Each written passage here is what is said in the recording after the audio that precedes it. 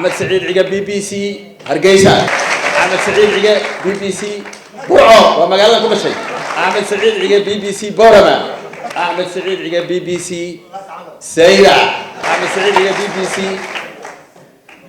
عرقابو. waxaan halkan u yeerayaa nin isagu muddo dheer dhageysanayay idaacadaha oo dhageysta wanaagsana macluumaad fara badan xambaarsan Professor Ali kale halkan iga muuqda marti sharafka kale oo la qiyaasi karo hadooqii Soomaaliland waxa leena assalaamu alaykum wa rahmatullahi wa barakatuh waxa xusud mudan inaan kugu sheegay inaan idaacadaha dhageysanayay Ahmed Abdubu qoray laakiin anigu isaga ayaan buuka qoraya أحمد وحنا قصور ولا كورني قبل كتومنر ريال برامي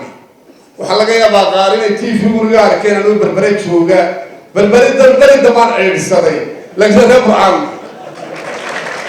أحمد مركي وبوق قرعي وحقول يروي دي تاريخ برعاهي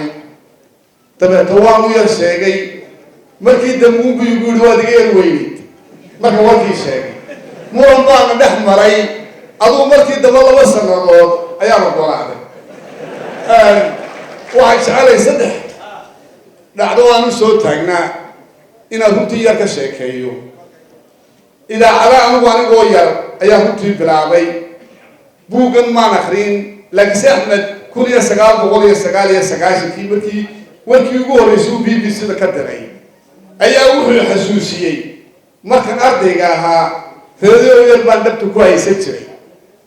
يدو وريشي عانك هاكو فديع عوض عبد السلام كونا تشوغا سعيد عداري محمود شيخ دلمر ويجي اي ولا فديان وحكور باري الصومال وكو هدي تشري ياسين حاج اسماعيل تبدي اللهم حرستي حتى انا يردك حسوسيو وحوري تشري وقرانيه يقردو فوينكي ولو قد عياط تكسو محدحي waxaan xasuusanahay kolay wariyaashu ay ka warayaan 70 amba 70 Soomaaliga loo qorin inaan akhriyo jarid Ingiriisi ahay iyadoo madaxweynihii Soomaaliya Maxamed Siyaad Barre uu siiyay bilad af Soomaaliga oo ku sharfay haddaba Ahmed uu xasuusiyay markii ugu horeeyay BBC-da ka diray 20 sanadood hortii magaalada Hargeysa waqti Soomaaliland abaad badan taagantay bay markaas uu gugu bilaabmay أحمد وركيبو دري وحتري هود كقبل كتومنر بسيكا ورابية سيارة نجحدير أراد المتحل ودين مركب ودول كريمو يشرين عايش بقى لقيت جيسة شرين عادة تلفون دول بيشرين ياك تاجم بقى دول كانوا ترين يا مهوها وشو لقي هالجيسة دافي وهذا هو ماشي وكل شيء وهي برا هالجيسة مركبيني ورياشي هو الصومالي اللي بيحب خطر من وضع الحائن ويكون حرقوا جنا الصومالية أيها وفد حاليته غير هالجيسة هلا عوها كاركين هل فرقين وحلقيا بكلمة ده هل فرقين اللي يردوا إن أنا آديات وكرمين قصدي يقول يا أبو بطني يا أحمد يقصوا مرتاد وحي هاي أحمد رنهان وفاب العقال محمد حاجمران العقال markii waddanka asaasay dhibaatooyin badan buu la kulmay mucaarad badan baa ka hortimi dagaalo badan baa ka yimi maalin maalmaha ka mid ah uu dabadda u baxay safar dabadda ayuu ka soo degay garoonka diyaaradda dabadda waxa lagu yiri wadada dheer ka timaado madaarka way xiran tahay taageeraha lagu gubayaa mudaharaad weyn baa ka socda maxamed xaaji ibraahim ayuu fakiray wuxuu bilayskii waxba hayna marinine meel aynu ka dhacno ma garanaysaa oo kale waxa la yiraahdaa halkan in xabeel ka goodi wada aad u halkaas aynu mari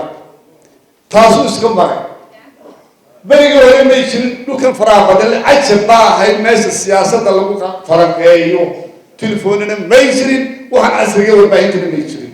galabtii ajab baa mise soo wada tubnay dareen kuluu jira wuxuu baa naga soo baday Axmed Oole madaxweynuhu wuxuu karta jeexay wadadboor weyn oo rafa oo cidina mari karin madaxtooyada wuxuu kaga yimid xagga galbeed ninkii yaqaanay ajab waxa joog jiray laba odayo dawladda aad u taageeri jiray حاجة عادية حلو اسمع السبب على الوجه iyagoo bularsiita ayaa inagoo meel fadhina noo yimaadeen waxay war odagan oo adeerka ah maxaa ninkan wariyaha ku salliday ee uu adeerka u yahay taasi waxay ku tusaysaa qofka wariyaha aan axmed ku ammaanaya aan cidina ku xamanaynin inuu ahaa wariye warkiisu dhexdhexaad yahay oo siduu yahay warka uu dira